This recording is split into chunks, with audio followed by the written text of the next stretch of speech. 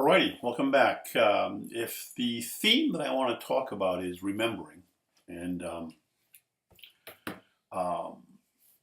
what are the obstacles?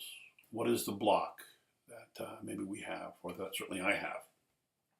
So let's go back and revisit the 1968 electrocution, which I spoke about briefly the other day, and tell you that in the process of putting the pieces back together, sort of Humpty Dumpty post fall, um, two things strike out at me. Number one, when I found myself there, home, I I didn't want to leave. And when I did the recall of it, it was too much. It was too torquey. And there's a lot of anger that I needed to sort of process and deal with over many, many, many years. And the anger, the outrage was that I didn't want to come back here. I wanted to stay there. It's kind of like a no-brainer. And then when I had the bookstore, the Golden Dance bookstore in Newport, and I was starting to do readings for people and stuff like that, and I was doing the recall with Dr. Mack, John Mack, and Roberto Colasante, the rage and the anger that I had, and not just because of the ET stuff, the other dimensional stuff, which we'll talk about momentarily, um, but the memory of being home, and there's just no comparison. There's just, I mean, there's just no, nah, there's nothing. Um, why would I not want to be there? And the fact that my human egoic consciousness tagged along as far as it could, um, it wanted to stay there, and it didn't belong there. So, as I said the other day, I have a human. I do think that we can all say that. Certainly, I know that for a fact. Um, I have a body. The body is the vessel and the vehicle for the human ego experience. I have a human, but I am not just human. I am not human. I believe that all of this other and interdimensional stuff is something that we really need to begin to talk about and look at. So the memory that I accessed of being there, of being home, was so potent and so powerful. It was devastating to my human condition because there's just no comparison. It's like, it's like on the one hand, so to speak, and then on the other hand, so I was told in an out-of-body experience that I would not be able to continue to access the memory and the feelings associated with it because it was just too much for me. I wasn't able to maintain balance. And in fact, I then needed to really deal with my rage, my outrage, and my anger at being here. When I meet people, they'll say, "Oh, golly, what happened? I got electrocuted." Oh, I tell them the story. "You're lucky to be alive." And I'd be like, lucky to be alive. So that's an insight to what this all-encompassing, key word, this all-encompassing illusion is like. Oh my goodness, life is so precious. We have to do everything that we can to, to save it, to maintain it.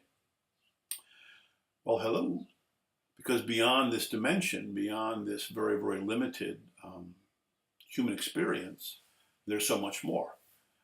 And I should think for all of us. Okay, so number one, the place that I went to and the experience that I had and being sort of immersed in this familiarity and this comfort, and it was just obviously not of this world. And then the drama and the trauma of finding myself on what I described in the book is an escalator moving backwards. It was just terrible, absolutely terrible. So I wanted to stay. Now, if I had stayed, of course, my human component would have dissolved and I would have died that day. I mean, when the body finally came out of the tree, hit the ground, there would have been no life force left because the place that I was at, the human egoic mind can't stay there. It doesn't belong there. Okay, so we'll talk about that later.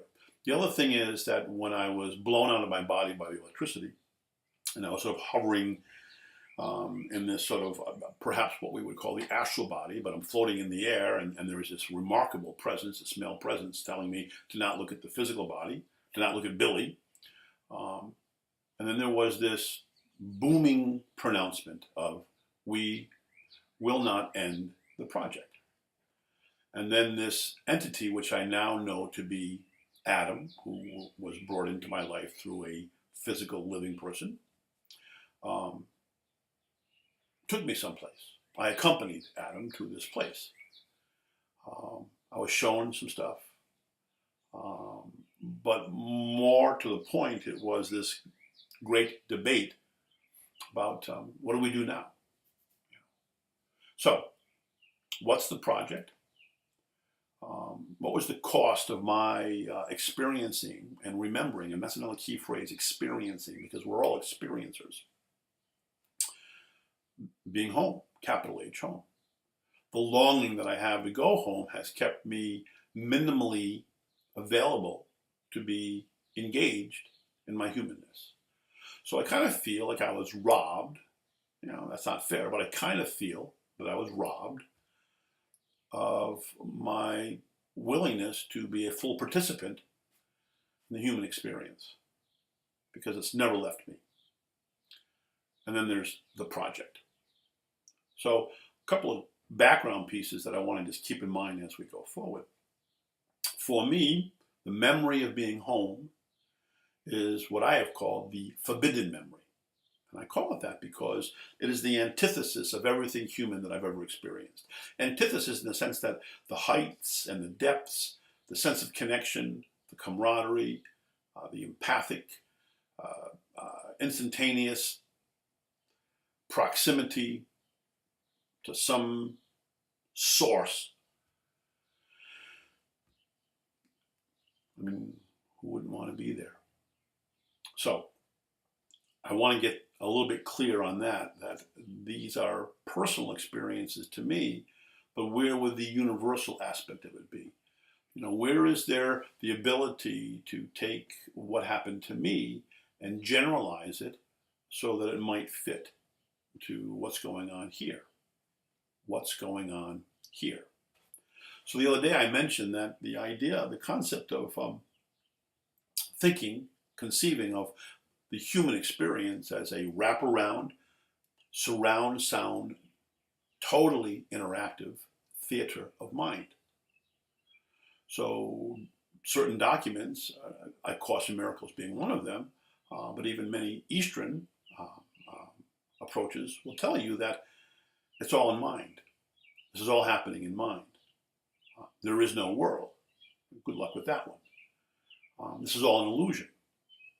The movie The Matrix. But what's curious about all of this is that we, the experiencer, the human experiencer, believe that this is all there is. And I've never had that. Even before I was electrocuted, I was very suspicious that things weren't as they seemed to be. So, what do we do next? There is an aspect of mind, and there is an aspect of your mind that has access to the memory of who you are in truth. I call it the big ET, the eternal truth. Requesting that memory is where I began. Demanding access to that memory, and then trying to mediate that relationship and trying to keep it in balance, because for the longest time, I just wanted to rush there. I wanted to run there. I wanted to be there, to the exclusion of being here, which negates why I was, here it comes, sent back or chose to come back. As long as I believe that I was sent back, that I'm not owning it. As I begin to accept that I requested to come back, that changes everything. Being sent back means against my will. And the bulk of the anger that I had was that aspect, that part of me that said, yeah, send him back. Because I wanted to obliterate that. I wanted to kill it. I hated it. But now I can begin to see that the memory of home, which is inside of all of us, is no longer to be a forbidden memory. And now I need to begin to remember more of it and speak about it. And then find out how will it alleviate the torque of the human condition, or certainly my human condition. And is there any way that could be helpful or insightful to somebody else? I guess we'll find out. Thanks for tagging along, and I promise I'll be back.